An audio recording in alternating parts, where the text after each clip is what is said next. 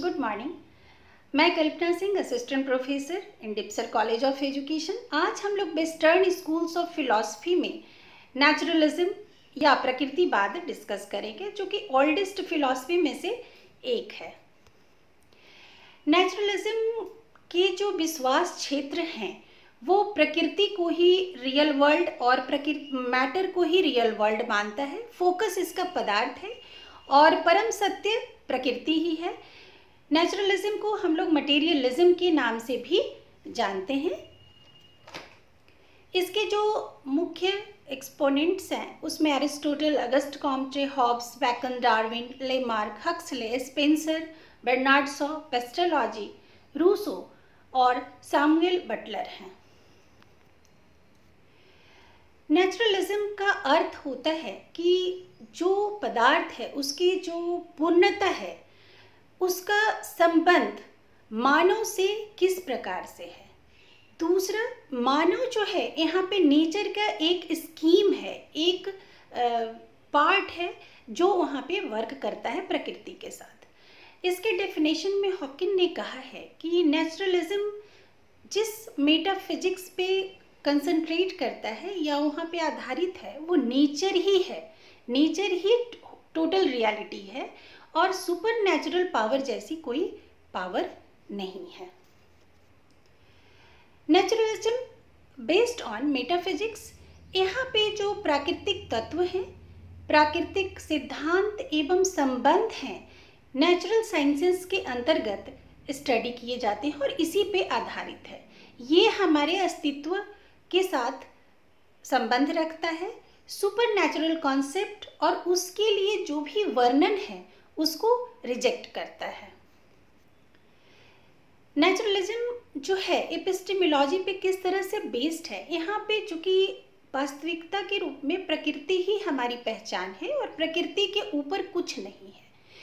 यहाँ पे किस तरह से जो रियलिटी की थ्योरी है वो कैसे प्रूफ होती है।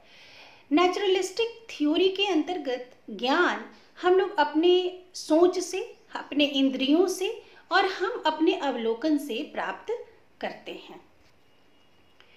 एक्सियोलॉजी में यहाँ पे दो सिद्धांत दिए हैं कि जिसमें कि मूल्य का जो सिद्धांत है, सामान्य विशेषता है, वो प्रकृति में ही अंतर्निहित है और प्रकृति के साथ जीवन का तालमेल ही हमारा आकर्षक मूल्य है। हमारा जो सबसे बड़ी खुशी है हमारी, वो प्लेजर और सेटिस्फैक्शन है। हमारा जो संतुष्टि है, हमारी जो खुशी है, ये सबसे बड़ी शांति है। और शांति और खुशी ये दोनों ही हमारे मूल्य हैं। इसके जो फंडामेंटल प्रिंसिपल्स हैं उसके अंतर्गत कहा गया है कि जो इसके जो आउटलुक है, बाह्य दृष्टिकोण है, ये पूरी तरह से मटेरियलिस्टिक है। अल्टीमेट रियलिटी फिजिकल है, भौतिकता है और यूनिवर्स नेचुरल क्रिएशन है, ये प्राकृतिक रूप से रचना किया गया है। भौतिक और प्राकृतिक नियम ही सार्वभौमिक हैं। यहाँ पे एक ही कॉन्सेप्ट को माना गया है मोनिस्टिक कॉन्सेप्ट में, जैसे हम लोग सिर्फ प्रकृति को यहाँ मान रहे हैं और प्रकृति ही केंद्र में है।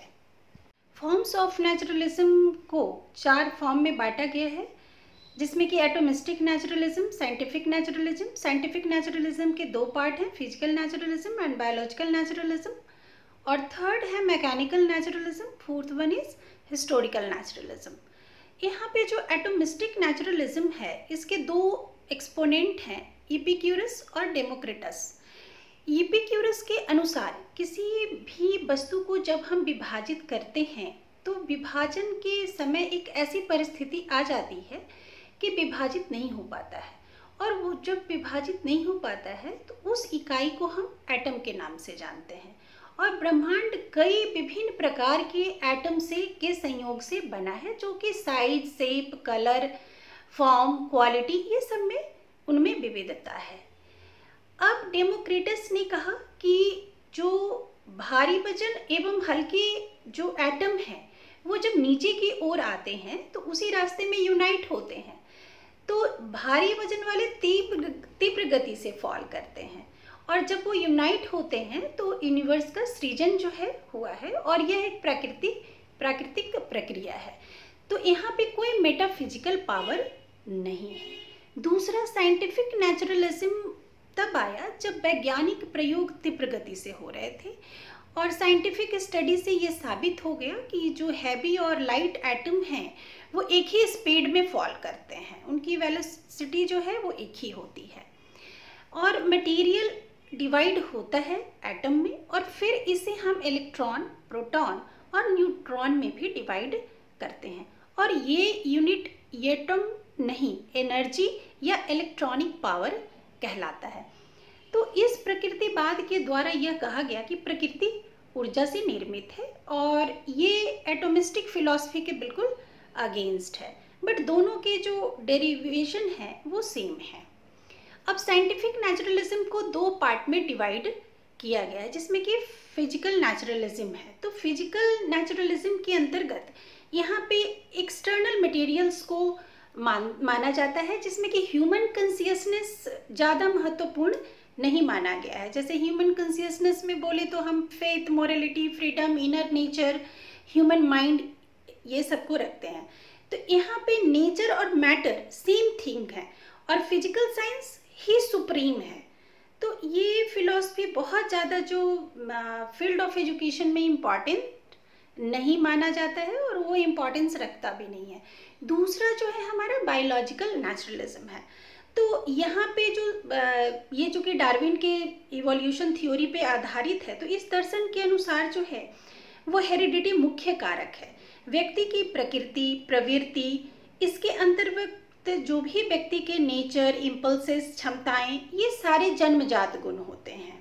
तो डार्विन के जो 3 सिद्धांत हैं, जिसमें कि एडेप्टेशन टू द एनवायरनमेंट, दूसरा स्ट्रगल फॉर एग्जिस्टेंस, और सर्वाइवल ऑफ द फिटेस्ट, तो ये काफ़ी प्रभावी है शैक्षणिक दर्शन में। और यहाँ पे चूँकि जो वही अस्तित्व में रहता है जो कि अपने वातावरण के साथ अनुकूलन भी करता है और वहाँ पे सर्वाइव भी करता है। तो ये काफ़ी शिक्षा जगत से काफ़ी हद तक सिमिलैरिटी रखता है, और उसका प्रभाव हमारे शिक्षा जगत पे आया है। दूसरा जो है मैकेनिकल नेचुरलिज्म, इसको हर्बर्ट स्पेंसर ने लाया, चूँकि तो विश्व को इन्होंने एक मशीन की तरह माना, और जो मैटर और जो मोशन से चलती है यहाँ पे जो दुनिया, मनुष्य उसका छोटा सा हिस्सा है। तो इस दर्शन का एक तरह से उद्देश्य है कि मानव को अच्छा मशीन बनाना है, उसे इस तरह से प्रशिक्षण देना है कि वो हर कार्य परिस्थिति में आगे बढ़े, जटिल कार्यों को कर सके, और जो है एक्सटर्नल स्टिमुली बोले और नेचर ऑफ के फोर्स जो हैं वो मशीन की तरह कार्य करता है, और मैटर मूव भी करता है, परिवर्तन भी होता है, जो कि भौतिक विज्ञान पे आधारित है। तो आधुनिक मनोविज्ञान में जो कंडीशंस और रिस्पॉन्स पर जोर डालता है एवं प्रभावी करता है सीखने के लिए, तो वो मैकेनिकल नेचुरलिज्म का ही देन है। नेक्स्ट जो है हिस्टोरिकल नेचुरलिज्म, इस दर्शन के अनुसार जो है वहाँ पे जो वेल्थ है वो मानवीय सर्वाइवल ही है, मतलब जो हमारा उत्तरजीविता है वही वास्तविक है। और चूँकि ये 20वीं सदी में है, और इसने क्या किया कि जो कम्युनिस्ट फिलॉसफी है उसको काफ़ी बढ़ावा दिया है। प्रिंसिपल ऑफ नेचुरलिज्म के अंतर्गत हम लोग जो सबसे पहला देखेंगे, बिलीफ इन नेचर, प्रकृति ही सत्य है, मतलब यहाँ पे एयर, लाइट, इसके बियॉन्ड कुछ नहीं है। मनुष्य जो है वो सर्वोत्तम कृति है, सर्वोत्तम रचना है। Belief in science, scientific knowledge real और फाइनल है। बिलीफ इन मटेरियल, मैटर जो है हम लोग सेंस से अनुभव करते हैं, गॉड को हम लोग सेंस से अनुभव नहीं करते हैं, इसलिए यहाँ पे जो पदार्थ है उसी में हमारा विश्वास है। मैन मशीन है, यहाँ पे जितना भी जटिल कार्य देंगे, जितना ज़्यादा मैन सॉल्यूशन उसका निकालेंगे, वो उतना ही कार्यशील होंगे और मशीन की तरह काम करना है। नो फेथ इन सोल, यहाँ आत्मा में भरोसा नहीं है, जो कुछ भी है प्रकृति है। अनचेंजेबल लॉज ऑफ नेचर, तो जो भी है होल यूनिवर्स आर अनचेंजेबल, यहाँ पे कोई भी परिवर्तन जो यूनिवर्स है उसमें नहीं होता है। नेचर इज गुड, प्रकृति सही है और सोसाइटी को यहाँ पे बुरा माना गया है कि वो इविल से भरा हुआ है। इक्वलिटी के अंतर्गत सभी मनुष्य समान हैं और सभी के लिए शिक्षा के अवसर समान होने चाहिए। नेचर ऑफ वैल्यूज़, यहाँ पे मनुष्य जो है जितने भी कार्य करते हैं वो अपने आवश्यकता और उद्देश्य के हिसाब से करते हैं, और मानवीय जीवन की जो परिस्थितियाँ हैं वो आउटकम है और यही मूल्य है। मानव सोसाइटी को बनाता है, वो अपने हिसाब से बनाता है, अपनी ज़रूरतों के हिसाब से बनाता है। ज्ञान इंद्रियां ही हमारे जो नॉलेज है उसका मुख्य द्वार है। और यहाँ पे जो हेरिडिटी एंड इन्वायरमेंट, इसको माना गया चूँकि मानव के व्यक्तित्व में जो वातावरण है और आनुवंशिकता है ये दोनों ही मुख्य भूमिका निभाता है।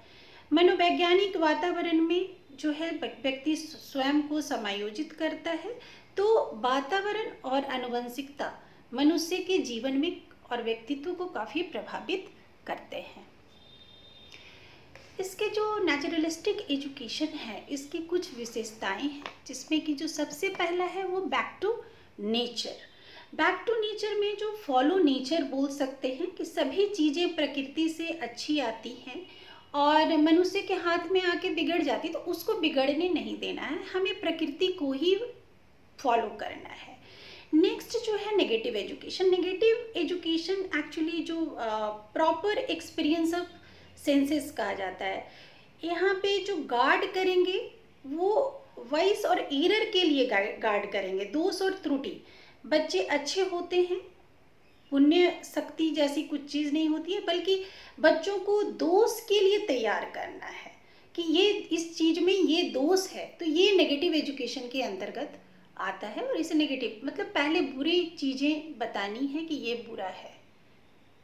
या नेक्स्ट जो है प्रोग्रेसिव मैनर ऑफ एजुकेशन, जो बच्चे एडल्ट नहीं होते, बच्चे बच्चे ही होते हैं, जो कि हम लोग जानते हैं कि जो नेचुरलिस्टिक फिलॉसफी ऑफ एजुकेशन में बच्चे ही सेंटर्ड में है और बच्चों को ही मुख्य केंद्र माना गया है।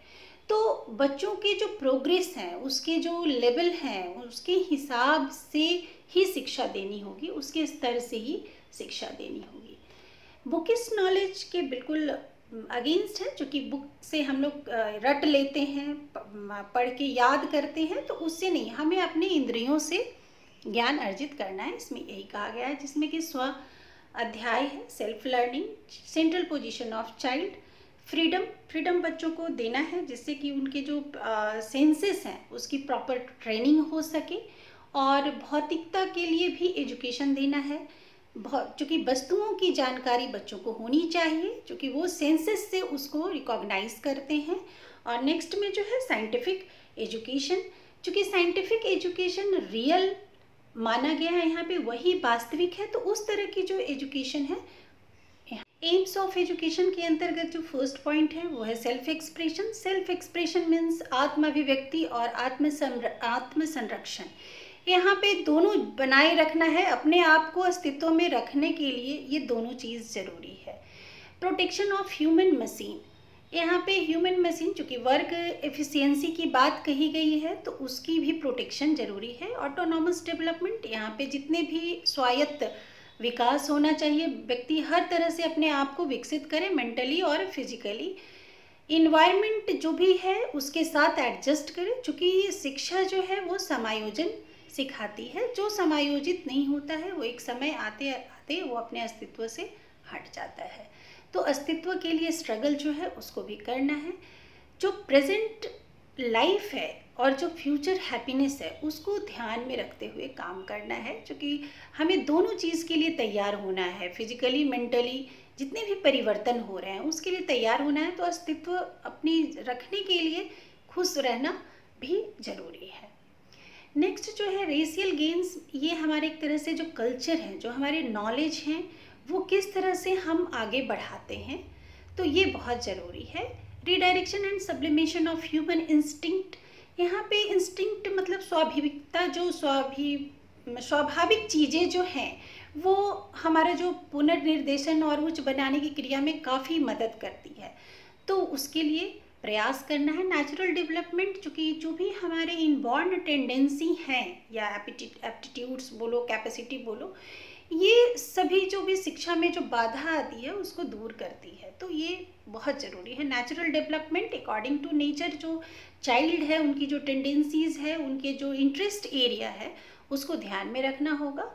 तो ये अकॉर्डिंग जो है एजुकेशन जो है नेचर और प्रकृति यहाँ पे पूरी तरह से जो मानव की मनोवैज्ञानिकता है उसकी प्रकृति के ऊपर आधारित है कि जो हमारे बेसिक्स जो हैं, गुण जो हैं बेसिक, उसी को ध्यान में रखते हुए हमें शिक्षित बच्चों को करना है।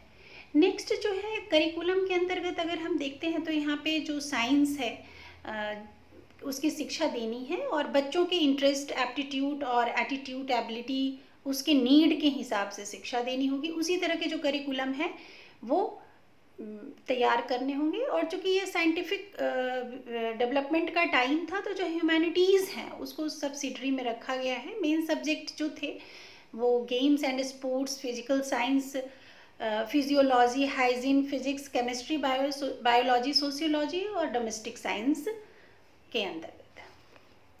नेक्स्ट जो है मेथड्स ऑफ टीचिंग, चूँकि यहाँ पे बच्चों को बार बार सेल्फ लर्निंग और सेल्फ एक्सप्रेशन की बात कही है, तो लर्निंग बाय डूइंग, खुद से करके सीखने में ज़्यादा जोर दिया गया है ताकि बच्चे अच्छे से सीख सकें। लर्निंग थ्रू एक्सपीरियंस, चूँकि हम सेंसेस से बहुत कुछ एक्सपीरियंस करते हैं तो उससे बहुत कुछ अवलोकन के द्वारा सीख सकते हैं। एक्सकर्शन, घूम फिर के सीख सकते हैं। प्ले वे मेथड मीन्स जो भी हम लोग बच्चों को, छोटे बच्चों के लिए खास करके जो खेल में सीखना, ये बहुत इम्पॉर्टेंट माना गया है। जो डायरेक्ट मेथड है वो डायरेक्ट एक्सपीरियंस से रिलेटेड है, जो कि हम लोग किस तरह से डायरेक्टली एक्सपीरियंस करते हैं सोशल लाइफ में, तो ये डायरेक्ट कम्युनिटी लाइफ में एक्सेट्रा। ह्यूरिस्टिक मेथड खोज विधि है जो खास करके साइंस सब्जेक्ट के लिए काफ़ी महत्वपूर्ण है। इसके अलावा जो self government, self effort and को एजुकेशन पे भी इन्होंने जोर डाला है। लर्निंग थ्रू पार्टिसिपेंट्स, जो भी पार्टिसिपेंट्स होंगे हमारे, उनके द्वारा जो कोऑपरेटिव लर्निंग बोलें तो साथ में सीखते हैं। अदर मेथड में किंडरगार्टन, ह्यूरिस्टिक मेथड्स इत्यादि, ये सब काफ़ी यहाँ पे मॉन्टेसरी मेथड, ये सब आए। टीचर जो है यहाँ पे, जो नेचर है वही सुप्रीम टीचर है। टीचर जो है उनको ऑब्जर्व करेंगे और छात्र के जो इंस्टिंक्ट है, जो उसकी वास्तविकता है, उसकी जो एबिलिटी है, उसको समझेंगे। एक तरह से बच्चों के लिए वो स्टेज तैयार करेंगे जहाँ पे वो परफॉर्म करता है और बच्चों को देखेंगे गार्डनर की तरह, जो बच्चे प्रकृति के गोद में किस तरह से अपना विकास करते हैं। स्टूडेंट यहाँ पे जो भी है हीरो है इस ड्रामा ऑफ एजुकेशन में, और उनको बच्चों की तरह ही ट्रीट करना है, उनको कोई एडल्ट की तरह ट्रीट नहीं करना है। और जो भी इविल्स हैं सोसाइटी में, जो भी बुरी चीज़ें हैं, उससे उसे दूर रखना है। और टीचर जो है वो उनको जो आइडियोलॉजी बनाएंगे उसके अनुसार वो चलेंगे। डिसिप्लिन यहाँ पे नेचुरल कंसिक्वेंसेस में है, कोई पनिशमेंट नहीं, फुल फ्रीडम, फ्री सोसाइटी। बच्चों को जिस तरह से आगे बढ़ना है, किस तरह से वो स्व अनुशासन को फॉलो करेंगे, ये यहाँ पे दिया गया है। स्कूल जो है, स्कूल जहाँ पे स्थित होगा, जो प्रकृति के गोद में होगी, बिल्कुल जो भी नेचुरल इन्वायरमेंट होगा, ताकि बच्चे कंप्लीटली नेचर के साथ अपना समय बिता सकें। और स्कूल का इन्वायरमेंट फ्लेक्सिबल भी होना चाहिए और कंप्लीटली फ्री भी होना चाहिए, जिससे कि जो बालकों का अंतर्निहित क्षमताएं हैं उसका विकास हो सके।